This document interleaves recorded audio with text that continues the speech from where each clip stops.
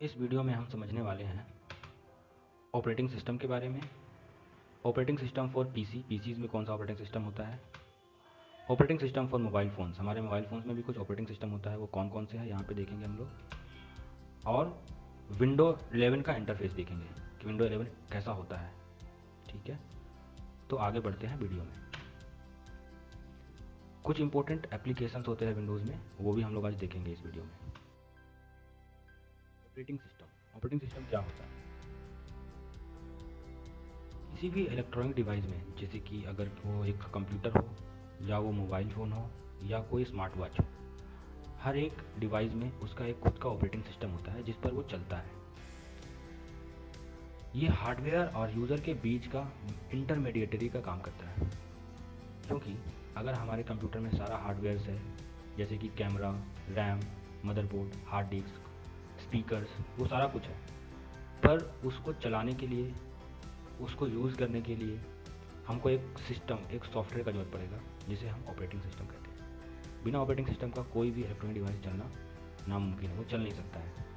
जैसा कि यहाँ पे डेफिनेशन लिखा हुआ है, एक ऑपरेटिंग सिस्टम सॉफ्टवेयर है जो कंप्यूटर हार्डवेयर, सॉफ्टवेयर संसाधनों का प्रबंधन करता है और कंप्यूटर प्रोग्राम के लिए सामान्य सेवाएं प्रदान करता है। ऑपरेटिंग सिस्टम प्रोग्राम और कंप्यूटर हार्डवेयर के बीच मध्यस्थ के रूप में कार्य करता है। ऑपरेटिंग सिस्टम कई उपकरणों पर पाए जाते हैं, जिसमें एक कंप्यूटर, सेल्यूलर फ़ोन या फिर स्मार्टफोन कह सकते हैं, video game console, smart watches, super computer, इन सब में ऑपरेटिंग सिस्टम पाया जाता है।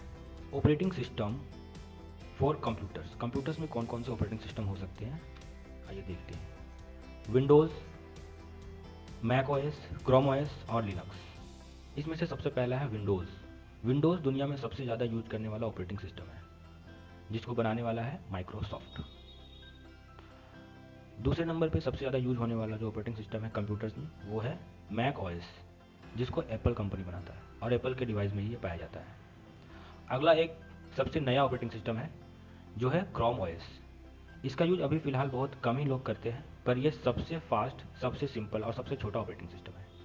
इसके अलावा लिनक्स ऑपरेटिंग सिस्टम, जो कि बहुत सारे कंप्यूटर्स में डेवलपर्स लोग यूज़ करते हैं, बहुत सारे एटीएम्स में इसको यूज़ किया जाता है, और ये एक ओपन सोर्स ऑपरेटिंग सिस्टम है। इसको कस्टमाइज़ करना बहुत ही आसान होता है। आगे देखते हैं operating systems for mobile phones. फ़िलहाल अभी हम लोग जो भी फ़ोन यूज़ करते हैं वो या तो एंड्रॉयड होता है, और अगर वो एप्पल का डिवाइस हुआ तो वो iOS होगा। तो फिलहाल अभी बहुत सारे ऑपरेटिंग सिस्टम थे, जैसे कि Windows operating system, blackberry operating system, जो कि अभी बंद हो चुके हैं। तो अभी करेंटली जो अवेलेबल ऑपरेटिंग सिस्टम्स है वो है एंड्रॉयड और iOS।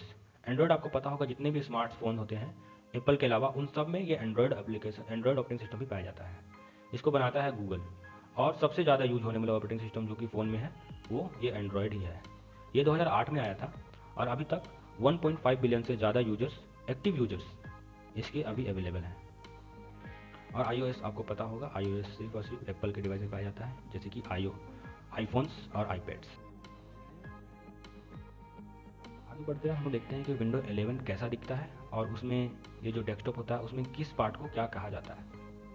यह है विंडो 11 का इंटरफेस। जब आपका ये कंप्यूटर खुलता है, तो आपका जो कंप्यूटर खुलता है, सबसे पहले जो डेस्कटॉप दिखती है, उस डेस्कटॉप पे आपको दिखता है ये स्क्रीन। इस स्क्रीन पे साइड में यहाँ पर आपको कुछ एप्लीकेशंस, कुछ फ़ोल्डर्स रखा हुआ दिख रहा है। इस एरिया को, इस जगह पे जो भी चीज़ रखा होता है, इसको हम लोग बोलते हैं डेस्कटॉप शॉर्टकट्स। ठीक है।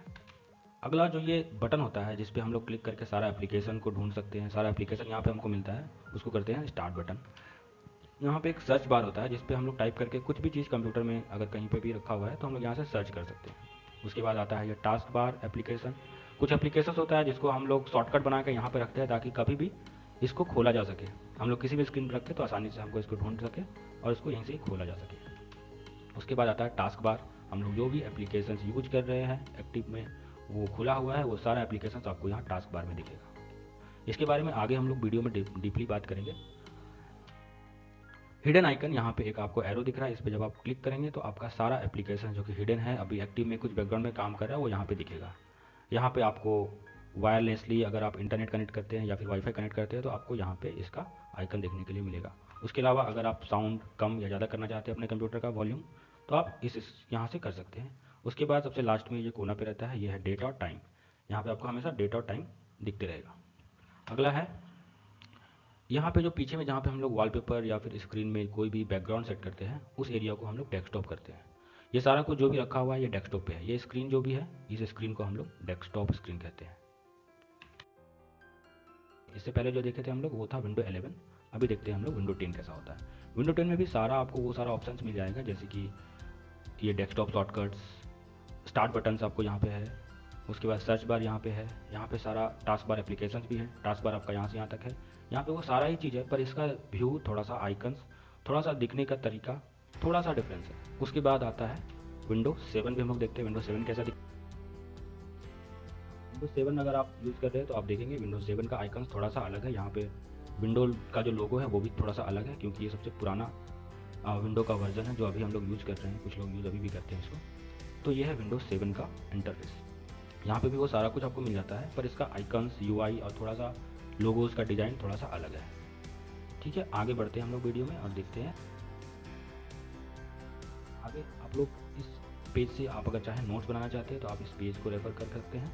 यहाँ पे आपको मिल जाएगा कि डेस्कटॉप शॉर्टकट का डेफिनेशन, टास्क बार का सब डेफिनेशन, यहाँ पे जो भी पार्ट्स बताया गया है विंडो इंटरफेस में वो सारा का डेफिनेशन इस पेज में हमारे विंडोज़ ऑपरेटिंग सिस्टम के अंदर कुछ एप्लीकेशंस होते हैं जो पहले से ही इसमें अवेलेबल होते हैं, जो कि बहुत काम के भी हैं। तो हम लोग देखते हैं कि ये क्या होते हैं और कैसे काम करते हैं। सबसे पहला है, सबसे इम्पोर्टेंट जो भी कह सकते हैं हम लोग, फाइल एक्सप्लोरर।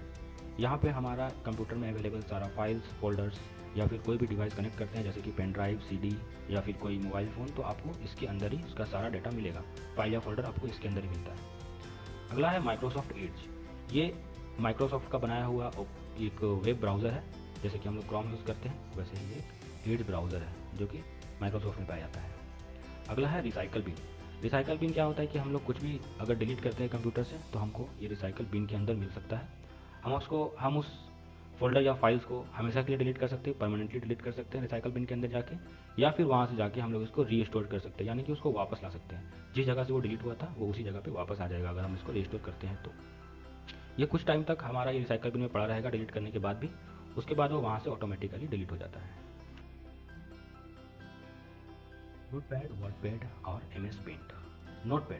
नोटपैड एक सिंपल टेक्स्ट एडिटर है जिसमें हम लोग कुछ भी लिख सकते हैं और उसका साइज बड़ा छोटा कर सकते हैं, थोड़ा सा उसका फ़ॉन्ट चेंज कर सकते हैं, और इतना ही कर सकते हैं, ज़्यादा कोई इसमें कर नहीं सकते। नोट्स, अगर आपको कोई छोटा मोटा नोट्स बनाना है तो आप इसको यूज़ कर सकते हैं। इसके अलावा दूसरा आता है वर्डपैड। वर्डपैड नोटपैड से थोड़ा सा एडवांस होता है। इसमें हम लोग कुछ डिज़ाइन कर सकते हैं, हम लोग कुछ लिख सकते हैं, उसका फ़ॉन्ट का कलर चेंज कर सकते हैं, उसका साइज़ को बढ़ा सकते हैं, और इसमें कुछ एडवांस काम कर सकते हैं जो कि हम लोग नोटपैड में नहीं कर सकते। ये नोटपैड से थोड़ा सा एडवांस है, पर इसमें हम लोग बहुत सारा काम कर सकते हैं जो कि हम लोग नोटपैड में नहीं कर सकते। अगला है M S paint. M S paint होता है अगर हमको कोई इमेज को एडिट करना है, थोड़ा बहुत उसमें लिखना है, कुछ मार्क्स लगाना है, तो हम लोग एम एस पेंट में जाके उसको एडिट कर सकते हैं। या फिर हमको कोई पेंटिंग करना हो, कुछ ड्राइंग बनाना हो, तो हम लोग एम एस पेंट में जाके ड्राइंग बना सकते हैं। इसमें अगर आपको डॉक्यूमेंट्स कुछ अपलोड करना है किसी वेबसाइट पे, अगर आप कोई फॉर्म फिल कर रहे हैं और आप चाहते हैं कि उसका जो साइज़ है वो बड़ा है, पर वो जो वेबसाइट है उसको चाहिए कुछ स्पेसिफिक, वो बता देता है कि इतना केबी या इतना एमबी में ही आप फोटो डालें, तो आप यहाँ से उस इमेज को रिसाइज भी कर सकते हैं एमएस पेंट में जाके। इसके बारे में हम लोग ज़्यादा डिटेल में बाद में बात करेंगे किसी अगले वीडियो में।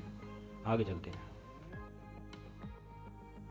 आगे मिलता है आपको एक माइक्रोसॉफ्ट डिफेंडर सॉफ्टवेयर, जो कि विंडोज़ के अंदर इनबिल्ट या फिर पहले से इंस्टॉल्ड एंटीवायरस सॉफ्टवेयर है। ये आपके कंप्यूटर में मतलब वायरस को घुस आने में, वायरस लगने में, या फिर आपके कंप्यूटर में कोई भी मालवेयर्स अगर अटैक होता है तो उससे बचाने में आपको हेल्प करेगा ये विंडोज़ सिक्योरिटी, जिसका नाम पहले था विंडो डिफेंडर, पर विंडो 11 में इसका नाम हो चुका है विंडोज़ सिक्योरिटी ऐप। ठीक है।